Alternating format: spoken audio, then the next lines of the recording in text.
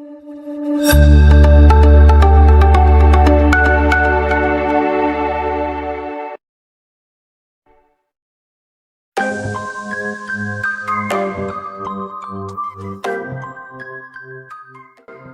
semuanya, kembali lagi bersama kami Febri dan Iki. Hari ini kami akan mengajak teman-teman untuk berkeliling kampung STKIP Bina Insan Mandiri. Nah, hari ini kami akan mengajak kalian berkeliling kampus. Tapi bentar, kalau kita berdua yang keliling ngajak mereka ngadu, terus yang pegang kamera siapa ya? Ini aja deh. Yang pertama, kamu dulu deh yang ngadukan. Oke, siap. Selanjutnya, nanti lempar ke kamu ya. See you. Oke teman-teman, ikuti saya untuk keliling area kampus STKIP Bina Insan Mandiri. Ini terlihat dari halaman depan ya teman-teman. Nah ini kita shoot sekitar halaman STKIP Bina Insan Mandiri.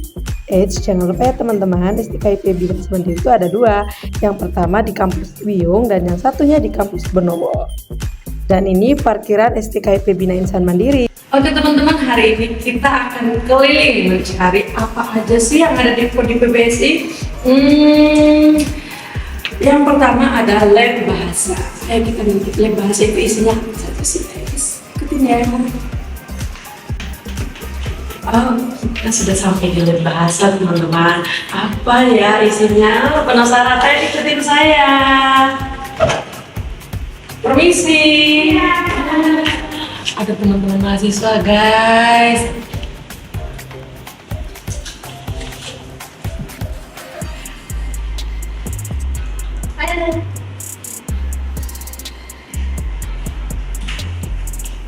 Itu dia, ternyata kita mengganggu teman-teman mahasiswa yang lagi fokus belajar. Tapi sudah izin, jadi aman. Ayo kita keliling lagi teman-teman, selain lab bahasa apa lagi yang ada di prodi PBSI. Yuk. Tadi kita sudah dari lab bahasa, kita sudah lihat lab bahasa itu seperti apa. Sekarang kita akan ke perpustakaan STKIP Bina Insan Mandiri. Apa saja sih yang ada di dalamnya? Ayo ikutin saya.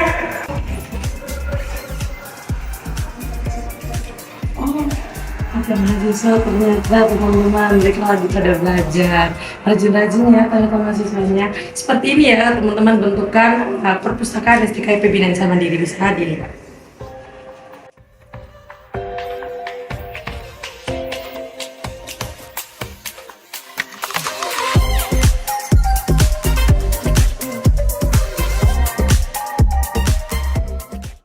Selanjutnya saya akan mengajak teman-teman untuk melihat kegiatan belajar mengajar yang dilakukan oleh dosen dan mahasiswa PBS.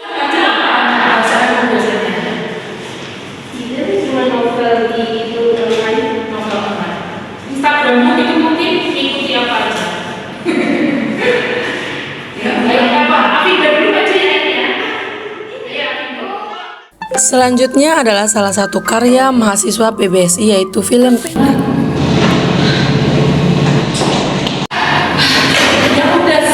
Kita kan udah lama datang ruangan sini, toh kita cuma ngerjain tugas doang kan. Jadi wajar lah kalau misalnya ruangan ini berdebu karena gak pernah dipakai. Aduh ribet kali ini. Kalian tidak tahu ya kalau ruangan ini sering ditutup.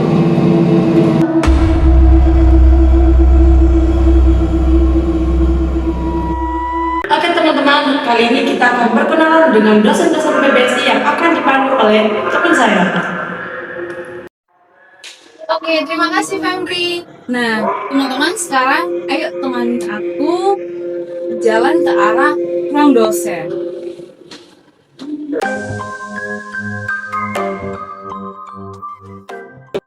Oke teman-teman, sekarang aku sudah ada di depan ruang dosen. Selesai. Kira-kira di dalam ruangan ada siapa aja ya? Hanya anak. Yuk ini.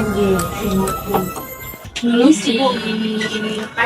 Ternyata ada dua dosen UDSI guys. Nah, kebetulan di sini ada Bu Rara dan juga ada Bu Dian. Yuk, kita wawancara. Ibu, permisi. Ada apa ini? Bu, minta waktunya dikit boleh nggak, Bu? Oke, boleh. Nggak banyak kok, Bu. Bentar dong. Oke, 1 menit ya. 30 detik. Oh iya, Bu. Gini nih. Ibu di sini sudah berapa lama ya ngajar di sini? Di sini tuh mulai akhir 2015, berarti berapa tahun? Hampir 10, Lama ya? 10, 11 tahunan ya, Bu ya. Lama ya berarti ya? Iya, Bu, lumayan lama juga ya ternyata. Oke, Bu, saya tuh sering dapat pertanyaan, sastra itu sebenarnya apa sih gitu kan? Tiba-tiba ke sastra ya? Iya. Oh iya, teman-teman maaf. Jadi gini, aku spill dikit-dikit ya. Jadi beliau ini Bu Rara, ya biasanya kami memanggilnya seperti itu. Ibu Nur Aini Saura Putri. Dan kebetulan beliau ini adalah Kaprodi PBSI gitu. Sama bentar, Bu. Ya, jadi Bu Rara ini itu bidangnya di sastra, teman-teman. Jadi kalau teman-teman mau belajar sastra di STKIP Bina Insan Mandiri, masuk pendidikan Bahasa dan Sastra Indonesia, tepat banget karena ada Bu Rara di sini. Iya. Oh iya, Bu. Gimana sih, Bu? Anak-anak sekarang itu kan kesulitan memahami sastra ya dengan kehidupan sosial dan realitasnya. Karena kan dianggap ya sastra itu kan fiksi. Memang sastra itu bisa nggak sih, Bu, membantu dalam kehidupan realitas? Iya, tentunya sangat membantu karena sastra sendiri itu sebenarnya kan adalah seni yang menggunakan bahasa dan juga sastra itu adalah sesuatu yang tentunya diangkat dari masyarakat. Tentunya di dalamnya itu selalu ada yang namanya pesan atau amanat. Nah, itulah yang nantinya bisa kita aplikasikan ke kehidupan bermasyarakat. Jadi ada hal-hal atau cerita-cerita yang tentunya mengambil dari kejadian-kejadian di sekitar kita gitu ya. Kadang mungkin kalau teman-teman ada masalah, kemudian bingung cari solusinya, kemudian teman-teman yang mungkin kurang teman berbagi bisa lewat sastra juga mengetahui solusi apa ya, tentunya bacaan-bacaannya sesuai dengan apa yang dibutuhkan gitu ya. Jadi jalan keluar solusinya juga bisa ambil dari amanat-amanat yang ada di dalam sastra tersebut gitu. Oh, sastra itu keren banget ya, Bu, ternyata ya. Iya.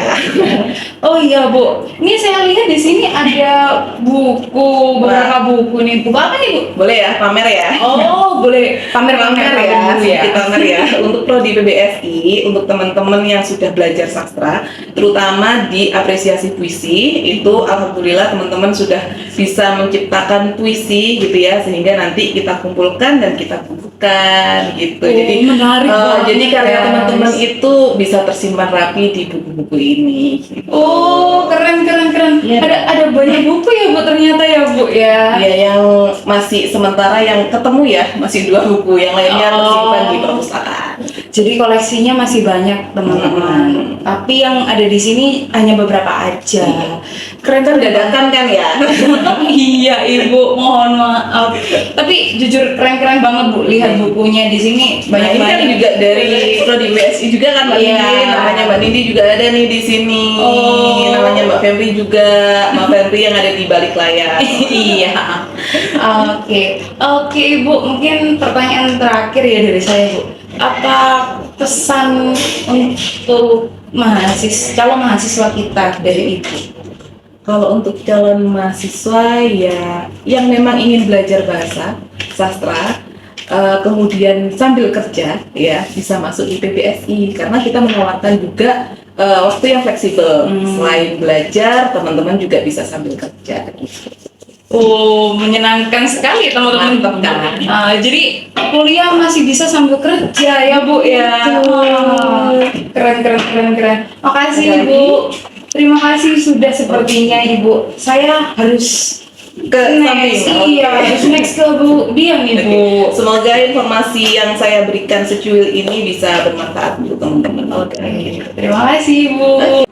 Kita next. Ibu, Selamat ya, langsung duduk ya. Bu, maaf ya, Bu. Iya, Pak. Ya beginilah, kadang mahasiswanya sedikit Bu. Ya, oke. Ada apa Mbak Nindi? Saya mau tanya-tanya sedikit, Bu. tanya banyak boleh Bu? Silakan. Selama masih ada waktu kita terbuka. Oke. Ibu, pertanyaan saya tadi itu nggak beda jauh dengan Bu Rara, Bu. Ibu dulu mulai ngajar di sini tahun berapa, Bu? Oke, kalau ngajar di sini mulai 2014 ya. Lama juga ya, Iya, Bu. cuma kalau jadi dosennya sejak 2012, jadi 2 tahun Oh. sebelumnya sudah ngajar di kampus begitu. Oke. Oh iya teman-teman, maaf. Sekali lagi saya lupa. Jadi saya spill dulu ya. Nah, beliau ini Bu Dian. Biasanya kami manggilnya seperti itu, Bu Dian Purnamasari. Nah, kebetulan di sini beliau sebagai kepala penjaminan mutu. Gitu, teman-teman. Dan Bu, saya mau tanya nih, Bu. Ibu ini kan bidangnya kan di kebahasaan ya, Bu ya, bidangnya di kebahasaan. Nah, saya tuh sering dengar dulu waktu saya mau masuk sini itu ngambil bahasa Indonesia, katanya bahasa Indonesia emang apa yang dipelajari gitu kan, Bu. Nah, apa sih Bu yang sebenarnya menarik dari bahasa Indonesia itu, Bu, untuk dikaji itu apa sih, Bu? Oke, baik. Saya mulai jawab ya. Iya, Jadi setiap sisi bahasa Indonesia itu sangat menarik. Kenapa orang tidak tertarik dengan bahasa Indonesia? Karena mereka belum menemukan sisi-sisi menariknya itu. Jadi kalau kita misalnya bicara di prodi bahasa Indonesia saja gitu ya, nah itu tidak harus menjadi guru kok. Kita bisa menjadi editor, content creator juga butuh berkomunikasi dengan baik, begitu kan ya. Kan sekarang dunia lagi pesat-pesatnya teknologi begitu ya. Banyak sekali ilmu yang bidang-bidang pekerjaan itu yang kita harus fasih berbahasa sih. Tidak perlu fasih berbahasa Inggris ya, itu kan pendukung ya. Tetapi bahasa Indonesia kita ini harus bisa kita kuasai dengan benar dan baik agar komunikasi kita juga lancar, bisa menciptakan kalimat yang efektif. Bahkan lebih baik lagi kalau kita punya karya sih, misalnya buku dan lain-lain gitu. Karena ketika orang berprofesi nih, misalnya dokter, kalau dia jadi penulis dia punya poin plus. Teknisi misalnya, kalau dia profesional di bidangnya, dia bisa menulis juga akan jadi poin plus gitu. Jadi kemampuan berbahasa itu tidak hanya dibutuhkan oleh guru bahasa Indonesia atau dosen bahasa Indonesia, tapi sebenarnya semua orang itu membutuhkan kemampuan berbahasa ini gitu, agar bisa mengkomunikasikan banyak hal pada orang lain, entah itu melalui komunikasi lisan maupun tulisan semacam itu. Oke, menarik sekali ya, Bu. Jadi seperti itu teman-teman. Jadi kalau ada yang masih beranggapan bahwa ngapain belajar bahasa Indonesia, ucapan Bu Dian harus kalian ingat, teman-teman. Oke, Ibu, terakhir pesan apa sih, Bu, yang mau Ibu sampaikan ke calon mahasiswa baru? Oke, baik ya. Semoga nanti mahasiswa kita semakin banyak di sini gitu ya. Amin. Karena bahasa Indonesia ini sebenarnya sangat menjual di luar.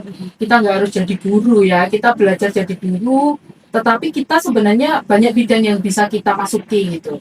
Misalnya jadi paralegal, jadi saksi ahli bahasa, jadi editor, jadi presenter, reporter, wartawan. Ya, apapun itulah. Kalau kita punya jaringan yang bagus, kita juga ada niat belajar yang sungguh-sungguh, semua bidang itu bisa kita masuki selama kita bisa berkomunikasi dengan baik. Gitu. Oke, terima kasih, Bu. Sama-sama. Makasih juga karena ya maaf tadi saya sedikit kurang sopan. Oh, ya, cukup kok. Iya. Iya. Semangat selalu ya untuk Mbak Nindi, teman-teman bahasa Indonesia yang lain, juga untuk calon-calon mahasiswa STKIP BIM. Kami tunggu di kampus tercinta kita bersama gitu ya. Nanti kita ramaikan HMP PBSI agar lebih jaya dan bisa dikenal oleh banyak orang. Oke, terima kasih Ibu. Sama-sama, semangat selalu Mbak Nindi. Oke, tadi kita sudah berjumpa dengan dua dosen PPSI. Sekarang, enggak, masih kurang satu dosen lagi. Di mana ya? Yuk kita cari besar.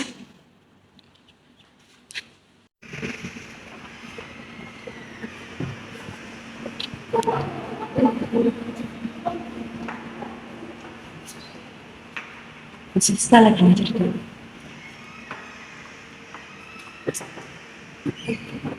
Ini sih.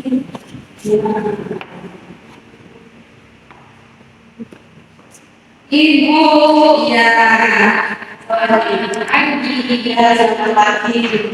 Gimana ini? Oh, baik Ibu. Ibu sendiri gimana Pak? Baik. Ibu saya minta punya sedikit boleh nggak? Untuk apa? Ngomong bicara santai. Mau berdiri apa mau duduk? Duduk saja Ya, sambil bersedia. Oke.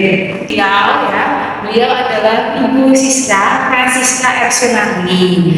Nah, Bu Siska ini biasanya emang seperti ini teman-teman, modis sekali gitu. Nah, Bu Siska ini kalau boleh tahu ya, saya spill sedikit. Jadi Bu Siska ini berpengalaman itu lebih sering jadi MC teman-teman. Terus juga pernah jadi bintang ya Ibu ya.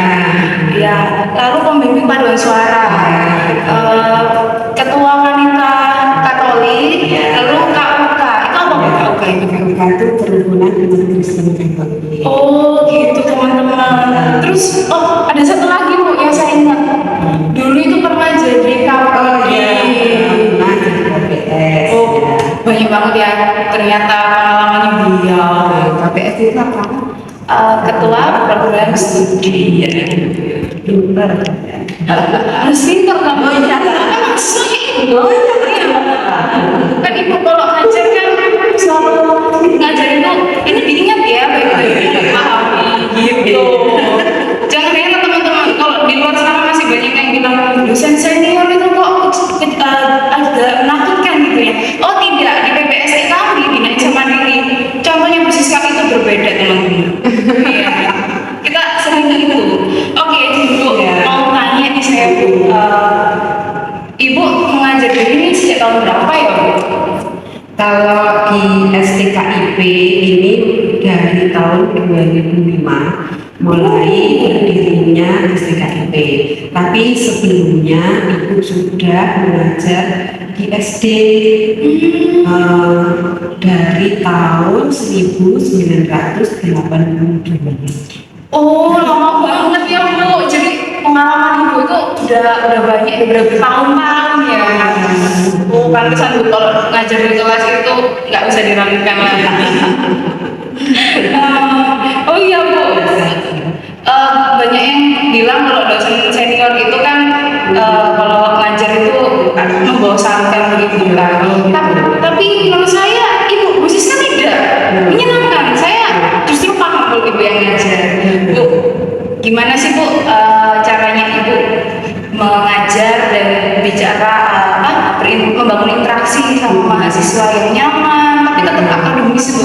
Oh iya, karena Ibu ini mata kuliahnya konsentrasinya di teknologi pembelajaran ya, sehingga dan mahasiswa Ibu yang Ibu didik itu adalah calon pendidik, maka Ibu harus menjadi figur yang bisa dicontoh oleh mahasiswa. Bagaimana cara mengajar yang inovatif, menyenangkan begitu, sehingga mahasiswa ini berhadapan dengan Ibu itu seperti teman, jangan dianggap sebagai dosen yang harus dihormati, Bu, sampai tidak gitu. Justru Ibu senang kalau kalian ini seperti temannya Ibu. Kalau misalnya punya masalah disampaikan, ayo diselesaikan bersama-sama gitu. Jadi Ibu dalam pembelajarannya ini karena akrab dengan mahasiswa, maka pembelajaran ini mudah disampaikan dan mereka juga tidak canggung untuk bertanya.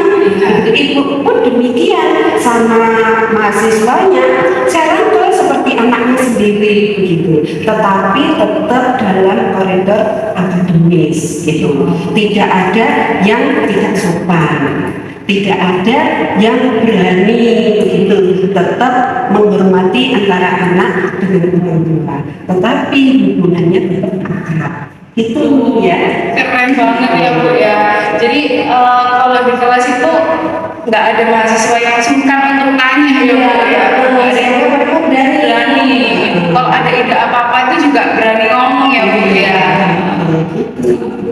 Ibu ingat nggak dulu waktu kita di kelas, waktu saya ngantuk, Ibu nggak marahin, Ibu bilang, kita ice breaking sebentar. Iya benar, namanya itu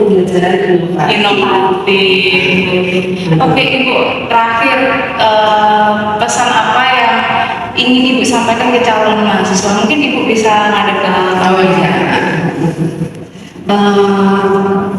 selamat pagi untuk para calon mahasiswa yang ingin masuk di PPSI. Jangan khawatir, PPSI itu mata kuliahnya tidak sulit, itu mudah dipahami karena kita orang Indonesia, maka harus belajar bahasa Indonesia yang baik dan benar. Lalu di sini adalah mendidik mahasiswa menjadi pendidik yang baik, inovatif dan menyenangkan.